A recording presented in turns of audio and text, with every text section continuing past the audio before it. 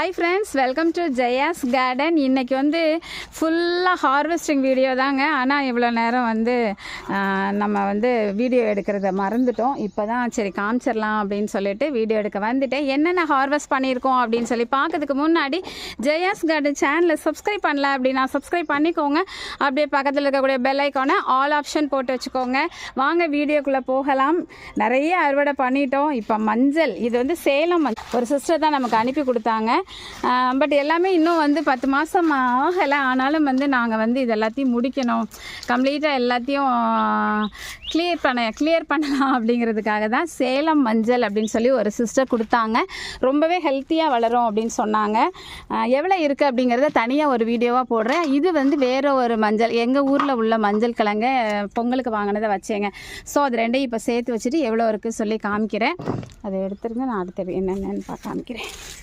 அடுத்து நாங்கள் வேறு என்னென்ன ஹார்வெஸ்ட் பண்ணும்போது உங்ககிட்ட நான் காமிக்காமல் விட்டுட்டேன். இது வந்து பார்த்திங்க அப்படின்னா கருமஞ்சள். இது வந்து சீனிக்கிழங்கு, நம்ம ஏற்கனவே சர்க்கரை வெள்ளிக்கிழங்கு எல்லாத்தையும் பிடுங்கி போட்டோம், உங்களுக்கு தெரியும், வேணான்னு சொல்லிவிட்டு. ஆனாலும் நான் வீட்டில் கட்டாயம் வளருவேன் அப்படிங்கிற மாதிரி இந்த கருமஞ்சளுக்குள்ளே ஒரே ஒரு செடி மட்டும் தன்னால் முளைச்சிருந்துச்சு. பிடுங்கி போடலான்னு பார்த்தா ஒரு கிழங்கு, அது ஹெல்த்தியாக இருக்குது, இன்னைய நாள் முடிச்சிடலாம். அப்புறம் கூவக்கிழங்கு, 2 தொட்டியில் கூவக்கிழங்கு வச்சேன். ஒரு தொட்டியில் மட்டும் இவ்வளோ வந்திருக்கு. இன்னொன்று வந்து டைம் ஆகலை. ஸோ கொஞ்ச நாள் வெயிட் பண்ணி இதெல்லாம் சாப்பிட்டு முடிச்சுட்டு அப்புறம் பார்த்துக்கலாம் அப்படின்னு விட்டாச்சு. அதுக்கப்புறம் பார்த்தீங்க அப்படின்னாக்க இது வந்து கஸ்தூரி மஞ்சள்னு நினைக்கிறேங்க. வாஷ் பண்ணால் தான் தெரியும். கஸ்தூரி மஞ்சள் ஸ்மெல் வருது. இது வந்து வெள்ளை கஸ்தூரி மஞ்சள்னு சொல்லுவாங்கள்ல, அதுன்னு நினைக்கிறேன். ஸோ இதெல்லாமே வந்து நம்ம பாத் பவுடருக்கு யூஸ் பண்ண போகிறோம். இதோடு சேர்த்து நம்ம இங்கே பாருங்கள் மஞ்சள் எவ்வளோன்னு பார்த்துக்கோங்க. இன்னும் அதில் கிடக்குது, இந்தோ கிடக்கு பாருங்கள். இதிலலாம் நீர்க்கிழங்கு இல்லவே இல்லைங்க. ஆனால் கஸ்தூரி மஞ்சளில் வந்து நீர்க்கிழங்கு நிறையவே இருந்துச்சு ஃப்ரெண்ட்ஸ். அது போக இன்னும் நம்ம வீட்டில் இன்னும் இஞ்சி எடுக்கலை, அது எடுக்க போகிறோம். அப்புறம் வெட்டி வேர் எடுக்க போகிறோம். அப்புறம் சேப்பங்கிழங்கு, இந்த 3 இன்னும் இருக்குது. ஸோ அதையும் எடுத்துகிட்டு உங்களுக்கு எவ்வளோ நாங்கள் எடுத்திருக்கோம் அப்படிங்கிறத எல்லாமே வந்து உங்களுக்கு வாஷ் பண்ணினதுக்கப்புறமா ஒவ்வொன்றும் எத்தனை கிலோ இருந்துச்சு அப்படிங்கிறதையும் சேர்த்து இந்த வீடியோவிலே நீங்கள் பார்த்துடலாம். ஸோ எடுக்கும்போது காமிக்கணும் அப்படிங்கிறப்ப வந்து எங்களுக்கு வந்து ரொம்ப அரிபரியாக வேலை பார்த்ததில் வீடியோ எடுக்க மறந்தாச்சு. ஃபோன் எடுத்துகிட்டு வரவும் மறந்துட்டேன். அதனால தான் இப்போ மஞ்சள்லேருந்து தான் ஸ்டார்ட் பண்ணியிருக்கோம். பூவக்கிழங்கு தான் வந்து கொஞ்சம் வாடின மாதிரி இருக்குது. ஸோ அதனால் 2-3 நாளாக இப்போ தண்ணி ஊற்றாமல் வச்சுருந்தேன்.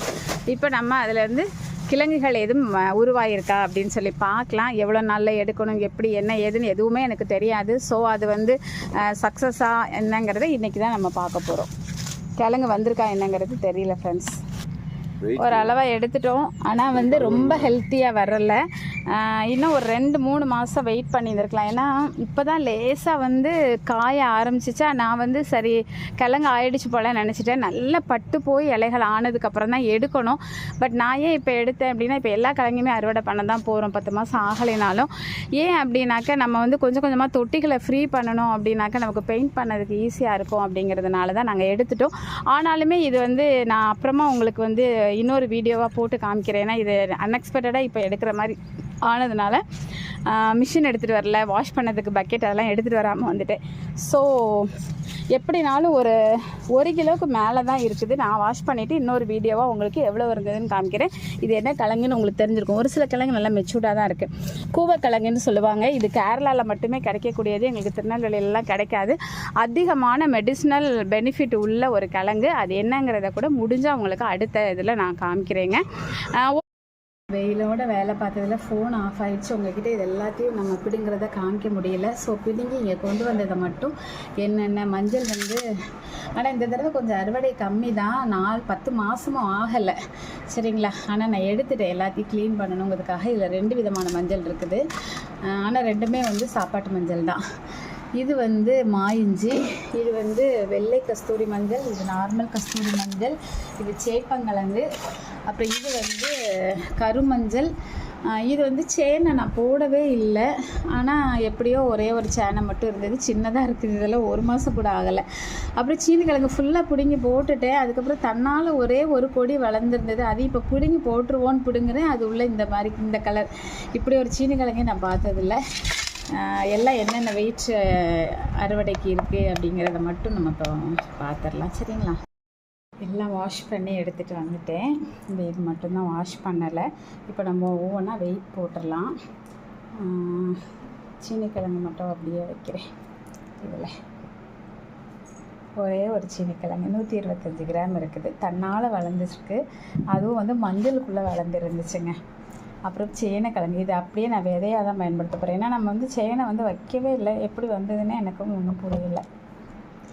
அதுவும் ஒரு 113 கிராம் இருக்குது. ஓகே, அடுத்தது கருமஞ்சள்.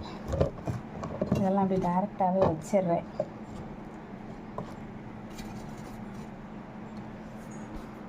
நூற்றி 36 கிராம். இது எல்லாமே 100 சில்லறையில் தான் இருக்குது. அடுத்து நம்ம சேப்பங்கிழங்கு பார்க்கலாம். அதுக்கு முன்னாடி அவ்வளோச்சி கீழே தட்டிக்கிறேன்.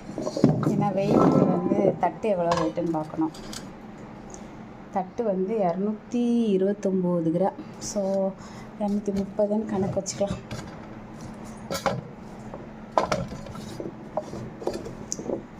போன வருஷம் வந்து மேக்ஸிமம் வெயிட்டு வந்து 1.25 கிலோ இருந்தது.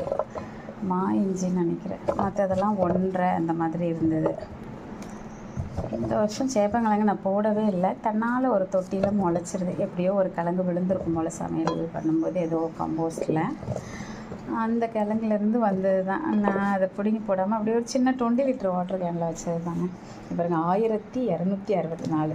இது கிட்டத்தட்ட வந்து இது ஒரு 1030 1 கிலோன்னு வச்சுக்கோங்களேன். 1 கிலோ கிட்ட இருக்குதுங்க. கூவக்கிழங்கு வந்து ஒரு 150 கிராம் இருக்குது கூவக்கிழங்கு. இதெல்லாம் வந்து 20 லிட்டர் வாட்டர் கேனில் தான். ஸோ இதுவே நமக்கு வந்து நல்ல அறுவடைன்னு தான் சொல்லணும். கூவக்கிழங்கு இதான் ஃபஸ்ட் டைம் போட்டுக்கோ. இன்னொரு 20 லிட்டரில் கூட இருக்குது.